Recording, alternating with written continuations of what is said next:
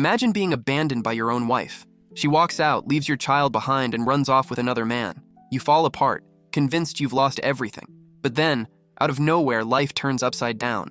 You become a millionaire. And when she comes back begging for forgiveness, your son looks her straight in the eye and says, "You're not my mother anymore." I never thought I'd hear that coming from my own wife's mouth. We were in the kitchen. Melissa stood there, arms crossed, staring at the floor as if she didn't have the courage to look me in the eye. "I can't take this life anymore, Tom. I want more. I deserve more." I was silent for a few seconds, trying to figure out if this was just another fight that had gotten out of hand, but it wasn't. She started talking about how tired she was of living in a cheap neighborhood in Dayton, of driving a car with squeaky brakes while I kept saying I'd fix it when I had time. "You're a good man, but you're not enough for me." That's when she dropped it. "I'm leaving with Greg, her boss. A married guy with 2 teenage kids. I knew him from company parties. We had even chatted at barbecues before." I felt a weight in my stomach. I asked, "What about Luke?" She answered as if it was just another detail. "He's staying with you. I already signed the custody papers." My world collapsed. She was trading me for a man who already had a family, discarding me as if I were nothing, and on top of that, handing over our son as if he were just a package left at the door. Luke was only 10 years old. That night he was in his room playing Xbox, probably catching bits of our argument.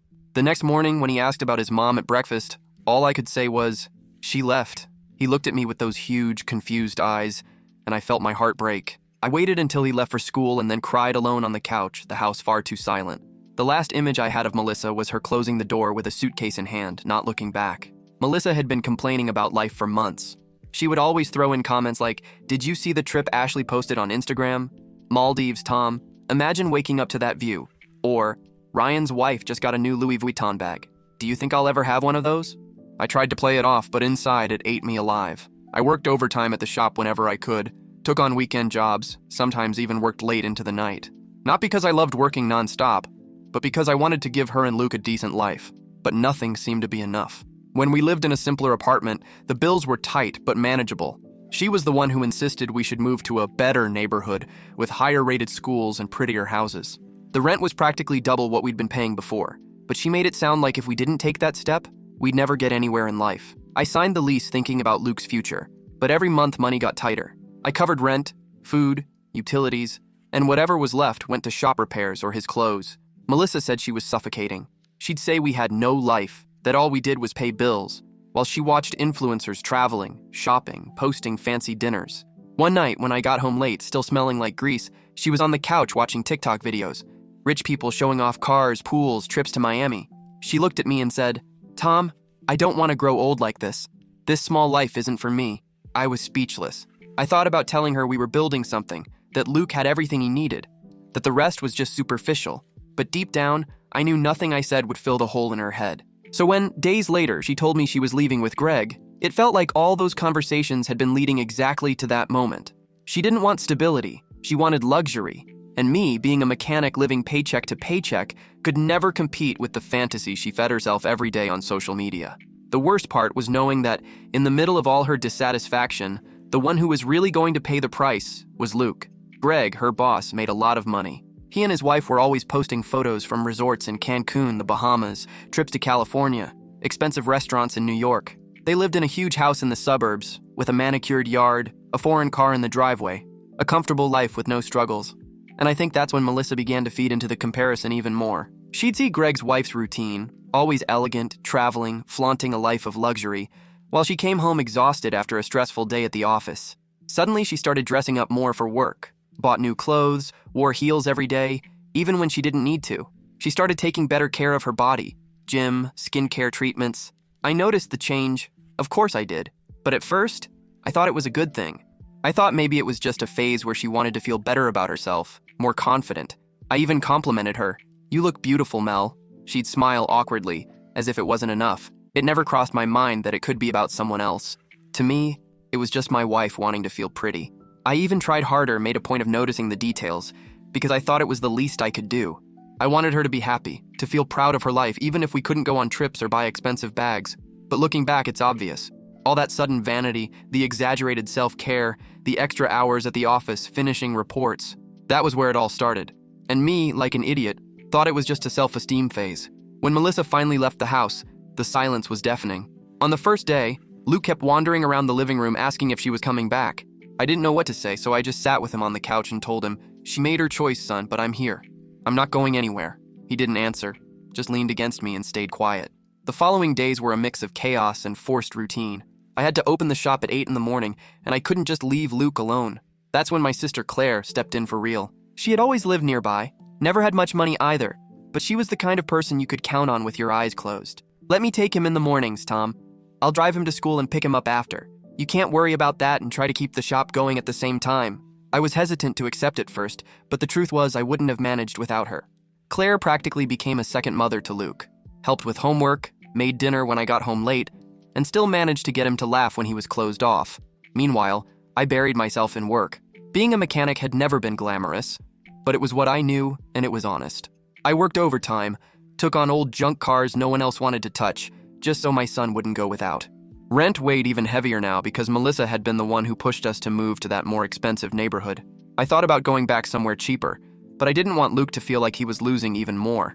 The official separation came quickly. She signed the papers almost without looking at them, as if it were just another piece of office paperwork. Custody went straight to me, uncontested. Melissa made it seem like she was doing me a favor, but to me it was just another stab in the back. That day I came home, placed the papers on the table, and just stared at them. It was final. Everything I had built over more than 10 years of marriage was gone with 2 signatures. Luke walked into the living room holding his math notebook. "Dad, can you help me with my homework?" I looked at him and thought, this is it. This is for him. I don't have a choice. And in that moment, despite all the weight, I realized that if there was anyone who had to be whole, it was me.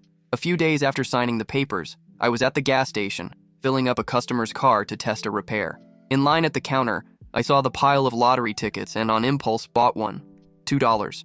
Didn't think much of it, just shoved it in my pocket and went back to work.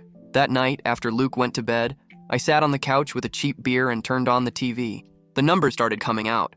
I checked the ticket just for the hell of it, since I had never even won a school raffle. But one by one, the numbers matched. At first, I thought I had read it wrong. I grabbed the ticket, looked again, checked on my phone, looked back at the TV. My heart started racing. It was real.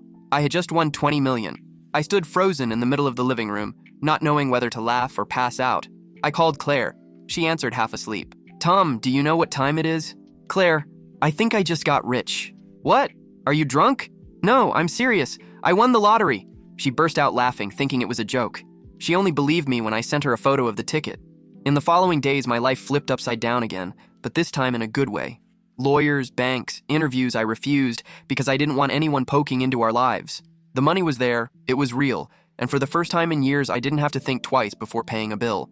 The first thing I did was help Claire. I paid off all her debts, bought her a decent car, and put money in my niece's savings account. She cried when I handed her the keys to the new car. "Tom, you didn't have to." "Yes, I did. You held me up when I had nothing. This is the least I can do." I also bought a bigger house for me and Luke, in a good neighborhood, but this time by my choice, not because of pressure. He got his own room, with space for video games, books, and his drawings. I still went to the shop every day, maybe out of habit, maybe out of fear of losing sight of who I was. The money was there, but I didn't want Luke growing up thinking everything came easy. At that point, all I could think was, why did Melissa leave right before this? The change wasn't just in the bank account. For the first time, I was able to give Luke things that had only been dreams before. We took our first trip together to Florida, went to Disney. Seeing his face light up on the rides was worth every cent. After that, it became our tradition. Every vacation, a new destination. California, then Chicago to visit cousins, even a quick trip to Cancun. On weekends, the routine changed too. No more cheap pizza at home because money was tight. I could take him to a nice restaurant, order dessert without checking the price. It was such a relief not to juggle bills anymore. At the shop, I hired more people, 2 experienced mechanics and an apprentice. I started focusing more on management, organizing schedules, dealing with suppliers, planning expansion. It was strange to have free time after years of grinding with greasy hands, but it was also rewarding to see the business grow without depending solely on my physical effort. And finally, I bought the car I had always dreamed of. Brand new, with that new car smell, the kind I used to watch driving by and think, maybe one day. Luke was thrilled, saying it looked like a car from a movie. Another decision I made was changing his school. I enrolled him in an excellent private institution with strong academics and great sports programs. He made friends quickly, seemed more motivated, more confident. And I didn't stop there. I also paid for Claire's kids' schooling. I wanted to make sure she never had to worry about her children's future again. At home, I made sure to turn the place into a space of joy. I had a pool built in the backyard. Luke invited his school friends over, and the house was always filled with laughter and splashing water. I'd sit on the porch with a beer in hand, watching. That was it. That feeling of seeing my son happy, without the weight of a life of struggle, made me think all the pain had been worth it somehow. Deep down, even with all the new luxuries, I was still the same guy. Only now I had the chance to watch my son smile without worries. And that was all I wanted. It was almost a year later. Life already had a new rhythm. Luke and I had our own routine. The shop was well organized. He was happy at school. One Saturday afternoon, the doorbell rang. When I opened the door, I almost couldn't believe it. Melissa. She looked different. Messy hair, deep dark circles under her eyes, clothes that didn't match the vanity she once had. She clutched her purse like it was the only thing she had left in the world. "Tom, can I come in?" I stood frozen, not moving. The first thought that crossed my mind was, why did she come back? She walked in without waiting for an answer, sat on the edge of the couch, looked around as if she were seeing the house that could have been hers. After a few seconds of silence, she blurted out, "He left me, Greg. He went back to his wife. I have nothing, Tom. No house, no car, no one. I made a mistake. I know I was wrong, but I want to fix it. I want to rebuild our family." The way she spoke, as if it were just a matter of apologizing and everything would be fine, made me angry. "Rebuild?" I repeated. "You abandoned your son, Melissa. You walked out without looking back." She tried to hold my hand, but I pulled away. I wasn't thinking straight. I was confused. But now I know we can go back to how it was. I want my family back. I have nowhere else to go. I looked at her and realized it wasn't love, it wasn't longing, it was need. She was only here because she had lost everything. You should have thought of that before. I don't want you back. And Luke, he's not the same after what you did. At that moment, I heard footsteps in the hallway. Luke was on the stairs looking at her, his eyes filled with anger. "You're not my mom anymore," he said flatly before going back upstairs and slamming his door. Melissa started crying, but it wasn't the cry of true remorse. It was desperation. "Tom, please. I have no money, no one. I can't live on the street." I took a deep breath. "That's not my problem anymore. You'll have to figure it out." She looked at me as if I had just delivered the final sentence. And in a way, I had. After that day, I thought Melissa had gotten the message, but I was wrong. The following week, she showed up at the door again. No warning, no text, just ringing the bell. Sometimes she came dressed up, as if she wanted to prove she still had value. Other times she looked run down, as if trying to spark pity. "Tom, just give me a chance to talk to Luke. I need to see him." Every time she showed up, Luke grew more withdrawn. One night he told me, "Dad, I don't want her here. I don't trust her. I won't forget that she left me." I hugged him and promised I wouldn't force anything. But Melissa wouldn't stop. She even sat in her car parked in front of our house for hours. Claire even said, "She's not going to let go, Tom. You know this is going to turn into a problem." And it did. One day, Melissa knocked on the door holding a folder of papers. "Since you don't want to talk, then it'll have to be through the courts. I'm filing for custody of Luke. I'm his mother. I have rights." I laughed in her face, but it wasn't a happy laugh. It was disbelief. "You? Custody? You abandoned him, Melissa. You don't pay a dime, you don't show up at school meetings, you don't even send a birthday card, and now you think you can just decide this?" She turned red, started yelling that I was poisoning him against her, that I couldn't erase his mother from his life. "You already did that on your own," I replied. I shut the door, but I knew it wouldn't end there. After threatening me with paperwork, Melissa started acting as if she had some right to suddenly pop back into Luke's life. One day I came home and found her sitting on the front steps, holding a grocery bag and 2 cheap toys. "I bought these for Luke," she said, trying to smile. Luke walked out the door behind me, saw the scene, and froze. He looked at the toys, then at her, and simply said, "I don't want anything from you." He went back upstairs without touching the bag. Melissa stood there, her eyes brimming with tears. But I could see, it wasn't just pain, it was also wounded pride. "See what you've done? You turned him against me." "No, Melissa. You did that when you left." She tried to step closer, but I blocked the doorway. My patience was running out. Claire even suggested I call the police if she didn't stop showing up, but I wasn't ready to go that far yet. That night, Luke asked me, "Dad, can she make me live with her?" That question hurt. I crouched down, looked him in the eye, and said firmly, "No, son, you're with me. No one's going to take you away against your will." But inside, I already knew Melissa wasn't going to accept this rejection quietly. A few days later, Melissa showed up again, this time banging on the door like she was desperate. When I opened it, she barged in without asking and started talking fast, almost out of breath. "Tom, I've thought about it. If we got back together, I won't file for custody. I don't want to fight anymore.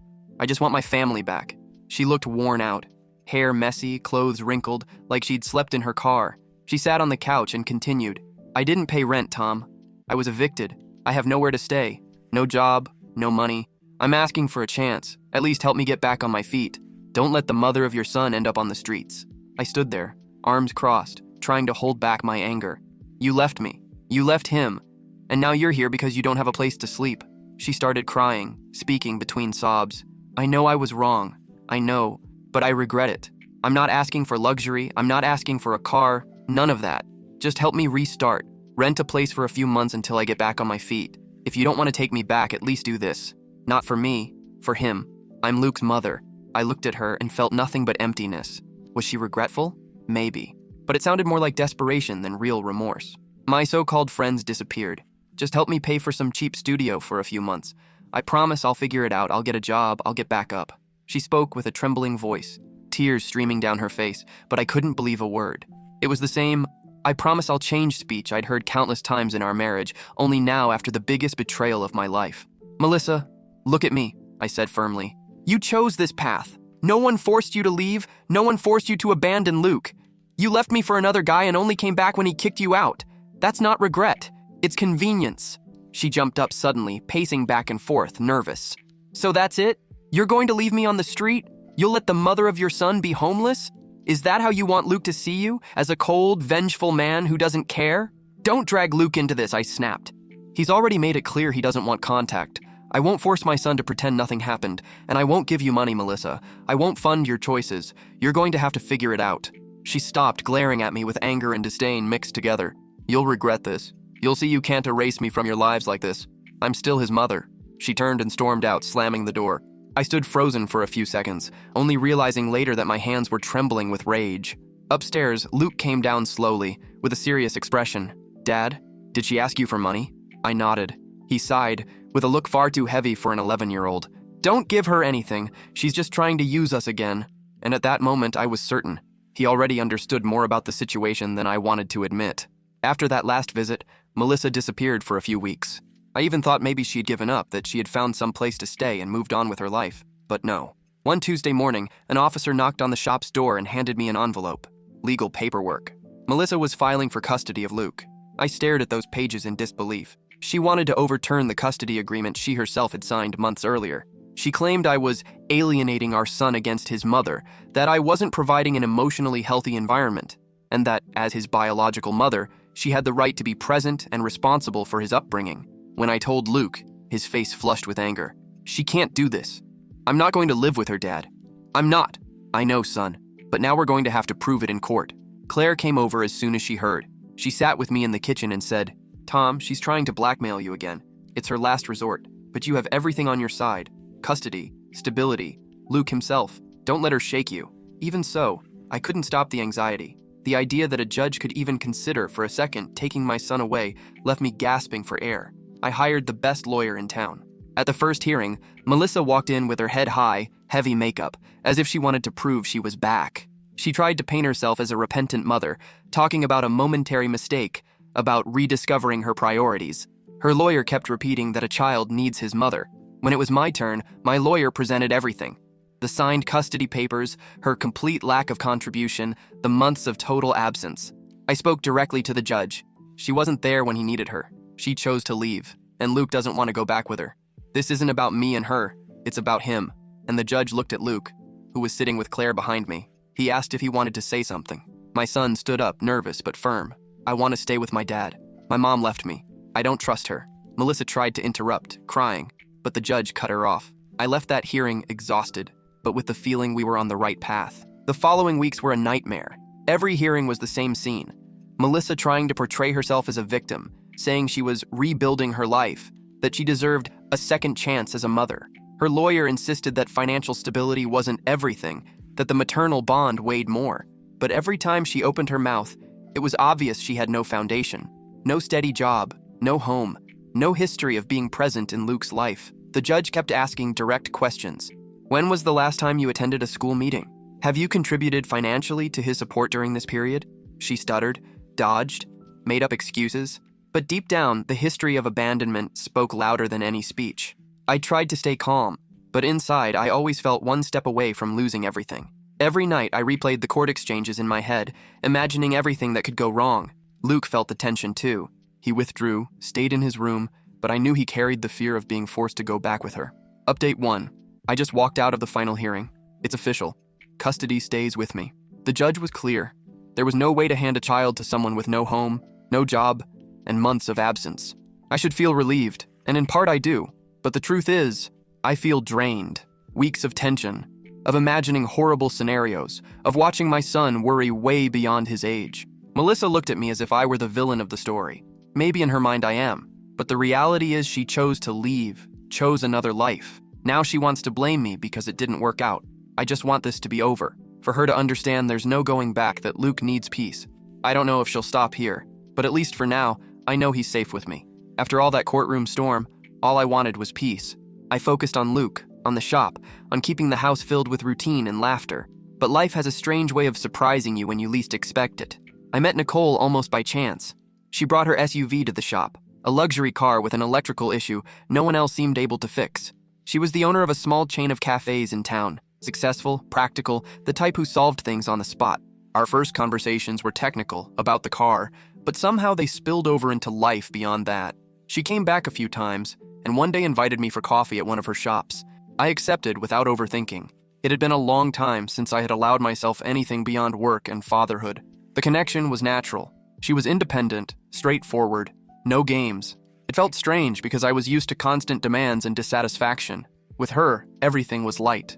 I told her about Luke right away, and I didn't hide what had happened with Melissa. She listened without judgment, only saying, "You went through hell, but it's obvious you love your son above everything else. That says a lot about who you are." When I introduced them, I was nervous. Luke had built a wall against his mother, and I feared he would reject any female figure in my life. But no. Nicole didn't push herself on him. She just sat down, asked about his video games, listened to him talk about soccer. Slowly, they started laughing together.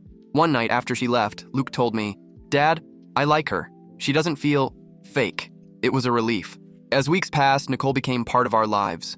She came over for dinner, helped with math homework, sometimes took Luke to the cafe, letting him hang out behind the counter, learning how the business worked. He loved it. I could see the difference in him. He was more open, more confident. It wasn't just about me having a new girlfriend. It was about having someone who added to our lives instead of draining us. And for the first time in a long time, I started to believe life could really move forward. Update 2. The news came through Claire. She ran into an old mutual friend at the supermarket, and that's how I found out. Melissa had moved back in with her retired parents. No steady job, no money, nothing. Deep down, it gave me a strange feeling, because for so long I carried the idea that she would always be one step ahead of me, that I would never be enough. Now I saw the opposite had happened. I don't feel joy knowing she's doing badly, but I do feel relief seeing that my son and I are doing well, stable, moving on. Nicole has been an incredible support, and Luke genuinely likes her. Seeing the two of them together shows me it's possible to build something new, something healthy, without lies. If someone had told me a few years ago that I'd be at this point, with my son safe, financial stability, and a real partner by my side, I would have laughed in their face. Life turned around, and I have no intention of looking back. The shop is doing well, now more as a business than pure sweat and labor. I actually have time to be present for Luke, without the constant pressure of overdue bills or fear of falling behind. Nicole brings a lightness I didn't even know I needed, and Luke carries less weight in his eyes. He hasn't forgotten what his mother did, but he no longer lives with that open wound. As for Melissa, I've kept complete distance. I didn't erase her name from my mind, because forgetting is impossible, but I also didn't let her invade our routine. If one day she truly manages to rebuild herself, it won't be with me or my son. That chapter is closed. The fear of losing Luke, the anger from the abandonment, the weight of being replaced, all of that still exists somewhere deep inside, but it no longer controls me. The fear of losing Luke, the anger from the abandonment, the weight of having been replaced, all of that is still there somewhere, but it doesn't dominate me anymore.